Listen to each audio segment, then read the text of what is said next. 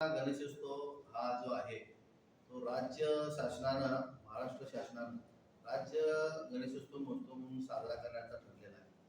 त्यामध्ये स्पर्धा असणार आहेत. उत्कृष्ट गणेशोत्सव मंडळाच्या स्पर्धा असणार आहेत. त्या स्पर्धेदरम्यान 7,50,000 पर्यंतची बक्षिसं आपल्याला मिळणार आहे.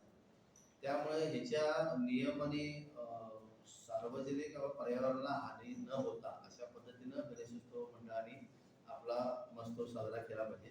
त्यामध्ये प्लॅस्टर ऑफ पॅरिसच्या मूर्त्या नसून त्या शाडूच्या मातीच्या असल्या पाहिजेत असं त्याच्यामध्ये म्हणजे सगळ्यांना सांगून तुमच्या मंडळामध्ये बी हे त्याचा अवलंब करून घ्यायचा आहे.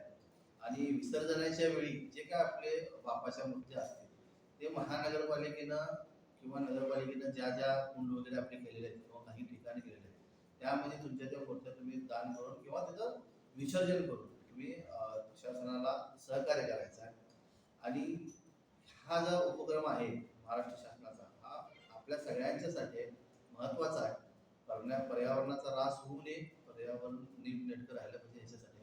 आणि या सगळ्याचा लाभ तुम्ही घ्यावा ही माझी इचलकरंजी महापौर म्हणून विनंती आहे.